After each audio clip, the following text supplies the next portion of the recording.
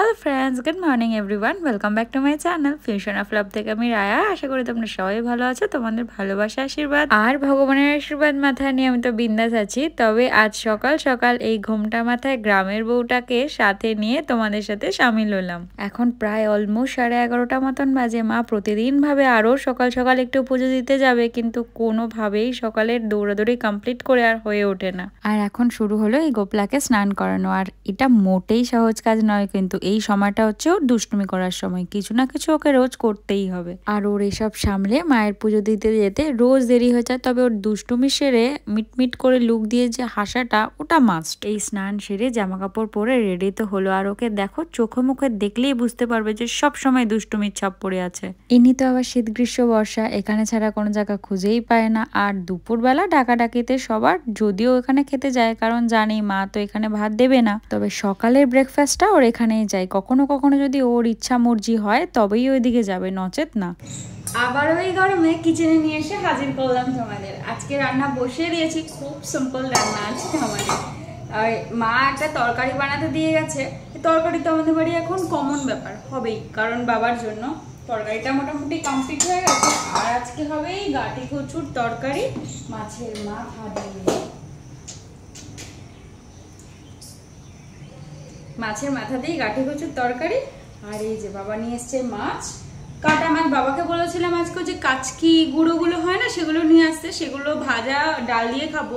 মা অলরেডি ডাল, উচ্ছে কুমড়ো ভাজা সমস্ত করে রেখেই গেছে। ওই যতটা এগিয়ে রাখা যায়, বলি না, মানে করতে হয় এইটুখানি দেরি হয়ে যাবে তাই করতে দেয়, নাহলে পারলে কোনোটাই করতে দিত না, ওই বসিয়েই রাখতো। মারা এরকমই হয়। কিন্তু আমি একটু হেল্প করি মাকে, তাহলে আমারও সুবিধা হয়, তোমাদের সাথে একটু আড্ডাও দেওয়া হয়, বোরিং ফিল হয় না। তাহলে সারাক্ষণ বসে বসে কি করবো বলো তো? হ্যাঁ, অবভিয়াসলি কাজ করি, কিন্তু এই তোমাদের সাথে একটু আড্ডা দিতে আসা, একটু কিচেনে কাজ করা, এগুলো না করলে একটু মনটা খুঁতখুঁত করে। সারাক্ষণ বসে থাকতে মোটেই ভালো লাগে না। সারাক্ষণ ফোনে কাজ করার থেকে একটু রিফ্রেশমেন্টের দরকার আছে, ঘরের অন্য কাজও করার দরকার আছে। সেটা মাকে একটু হেল্প করলে ক্ষতি কি? এমনি তো সারাদিন বেচারা দৌড়াতে থাকে এই পাশা থেকে ওই মাথা, একদম রেল গাড়ির মতন। পারলে বন্দে ভারত হয় না, পুরো বন্দে ভারতের মতন ছুটতে থাকে সকাল থেকে রাত অবধি। সন্ধে অবধি তো অবভিয়াসলি, সন্ধে কমপ্লিট করার পর একটু সে রেস্ট পায়, তাছাড়া তার রেস্ট ফেস্ট লাইফে নেই।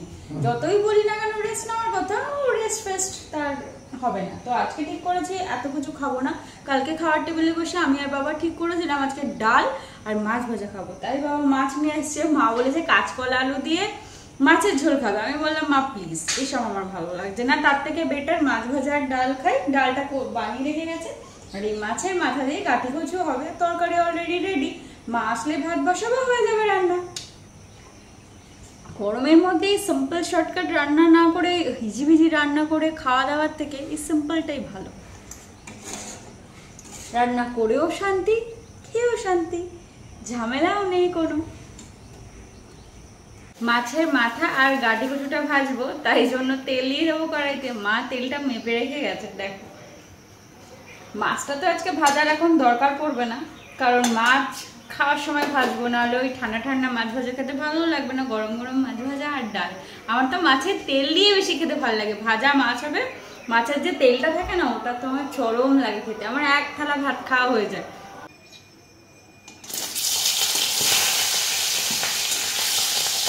এদিকে গাঠি কচুর তরকারিটা আগে বসিয়ে দিয়েছি। এখানে ফোড়ন দিয়ে আগে গাঠি কচুটা ভাজা ভাজা হতে দিলাম। সমস্ত মশলাটা পেস্ট করেই নিয়েছি, প্রতিদিনের যা রান্নাঘরে মশলা থাকে। তবে এই তরকারিতে আমি মশলা আগের থেকে কষিয়ে নিই না। এই তরকারি ভাজা ভাজা হওয়ার পরেই এর মধ্যেই মশলাটা দিয়ে একেবারে কষিয়ে নিই। আমাদের বাড়ি এত পরিমাণ এবার আম হয়েছে, ঠাকুর আম খেতে খেতে মনে হয় ওনাদেরও সুগার হয়ে যাবে। প্রতিদিন পুজোতে আম তো দেবেই, আর ওই আমের যে আটিটা থাকবে সেটা মা খেতে খেতে নিচে নামে, ভাবো তোমরা। আর সকালের ব্রেকফাস্টে তো মায়ের এখন আমটা বাঁধা ধরা হয়ে গেছে, খেতেই হবে। আমার মা মানে এই বাড়িতে সব থেকে বেশি আমের সিজনে আম খেয়েছে। আর এই আটি খেতে যে আমার মা কি ভালোবাসে, সকাল থেকে যে কটা আটি খেয়ে ফেলে তার কোনো ঠিক ঠিকানায় নেই।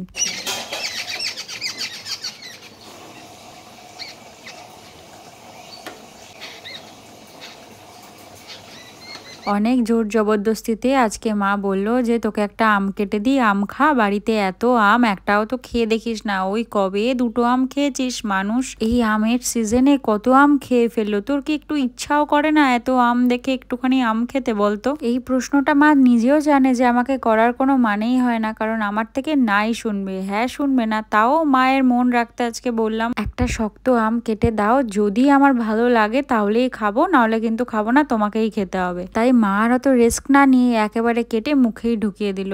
জানেই তো কোনো রকম বেগরবাই হলে তো আমি আর খাবোই না। এই জন্যই বলি আমার মা একদম আমার প্রত্যেকটা মোমেন্ট যেন নখদর্পণে তার জানা। আমাকে তো বলেছিলাম যে আমরা লঙ্কাটা কিছুটা পেস্ট করে রেখে দিই, কারণ প্রত্যেকদিন লঙ্কা পেস্ট করে রান্না করাটা মার জন্য ঠিকঠাক নয়। আমি টমেটো আর লঙ্কাটা একটু পেস্ট করে রান্না করি, তাহলে একটু গ্রেভি একটু থিকি গ্রেভি হয়, খেতে ভালো লাগে। কিন্তু মা আবার সেটা করে না। মা যখন রান্না করে, তো কালকে পরশু আমি 2 দিন থাকবো না, স্যাটারডে সানডে, তো সেই জন্য আমি লঙ্কাটা একটু পেস্ট করে দিয়ে, তাহলে মার হবে সুবিধা। এখান থেকে আমি তোমাদের সাথে কথা বলছি আর রোদ এসে আমার মুখের ওপরটা এরকম করে পড়েছে। জানি না তোমরা আজকে কি বুঝতে পারবে না কি। লঙ্কাটা পেস্ট করে নিয়ে, আর এই লঙ্কাগুলো না খুব প্রবলেম, জানো না, এরকম সরু সরু হলে কি হবে বোঝা যায় না, ঝাল নাকি। 3-4টে লঙ্কা রান্নাতে দিলেই এটা এতগুলো মাছের ঝোল, সকাল বিকেলে 4-5টা লঙ্কা দিই পুরো ঝাল হয়ে যায়। তাই জন্য মাকে বললাম করতে, না যে বুঝতে পারবে না। মা বলছে না, আমার এরকম গোটা গোটা কেটে লঙ্কা দিলে খেতে ভালো লাগে না, তুই পেস্ট করেই রাখ।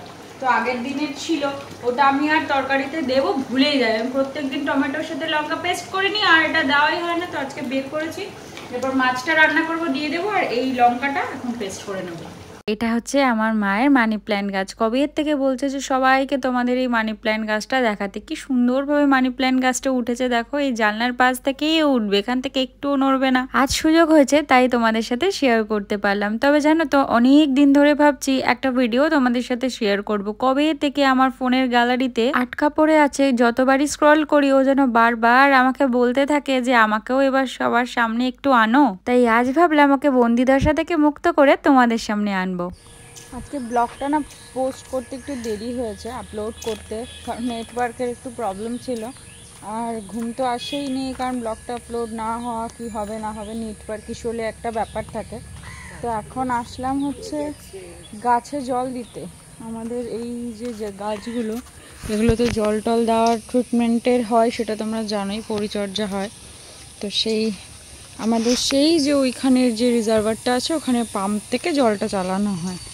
এই মা কিছুটা দিয়েছে জল, আর এখানে চালানো দেওয়া রয়েছে। পুরো গাছের ওপরগুলো দিচ্ছ কেন? এমনি দিয়ে রাখো তাহলে।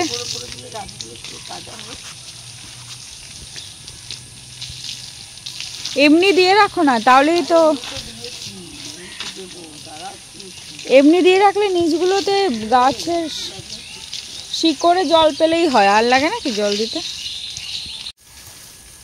ওই দিকের গুলো দিয়েছো?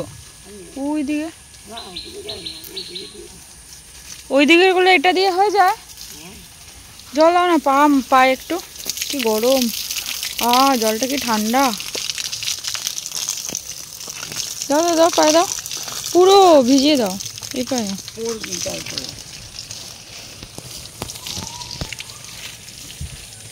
এই গরমকালটা যে কবে যাবে আর পারা যাচ্ছে না।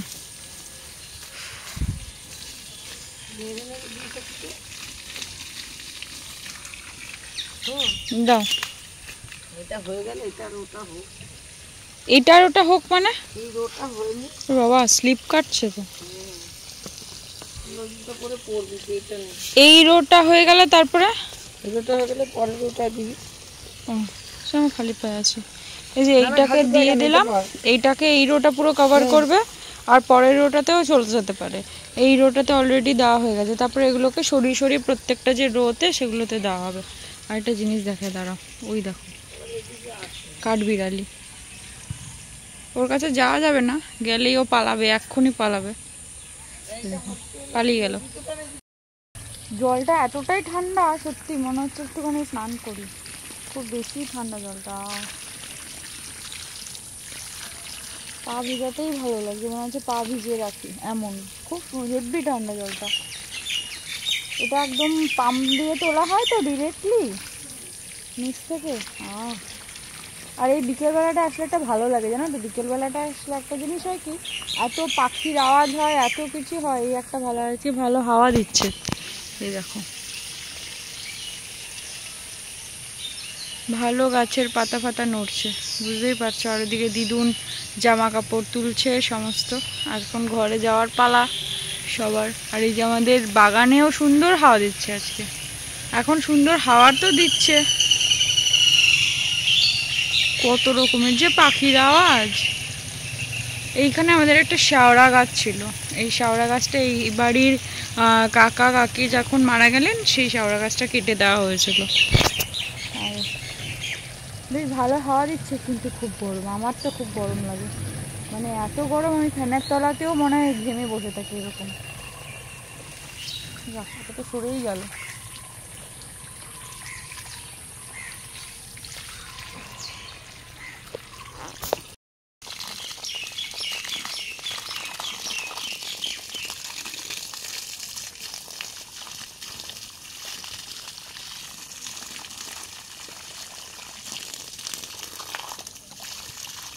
জলটা এত ঠান্ডা না, মনে হচ্ছে পায়ে একটু দিয়ে বসে থাকে। এখানটা ভিজে গেছে, নাহলে পাটা দিয়েই বসে থাকতাম।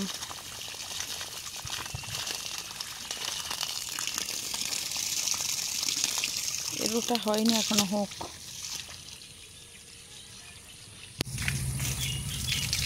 নিজের গা ভেজে, কি পাগল নাকি? এদিকে দে। করছে না ভিডিও? হুম, আরে এই পাশের 200টায় দে। হ্যাঁ পাগল তুমি। ঠান্ডা। হুম, দেখো দেখো দেখো দেখো কেমন, দেখো গাছে দে।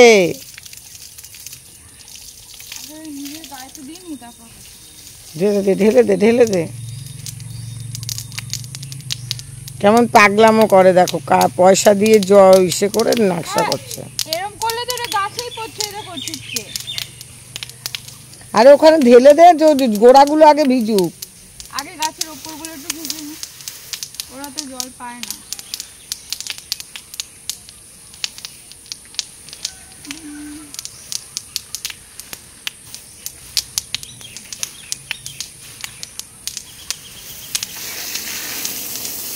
মাটি সরে যাবে গাছ থেকে, গোড়ার থেকে। এমনি ছেড়ে দে, এমনি ছেড়ে দে। এটা কি গাছ মা? এটা বাস্তব গাছ। এই গাছটাতে কত ওই পড়েছে যে আঠা আঠা পড়ে ওই জায়গাটা কেমন একটা ছোবলা মার্কা গোবরের মতন হয়ে রয়েছে। চলো না, ভুলভাল কাজ করো। আমি ওইখানে দাঁড়াই, তুমি স্নান করো। কাল আমি ছবি তুলছি না, আমি ভিডিও করছি।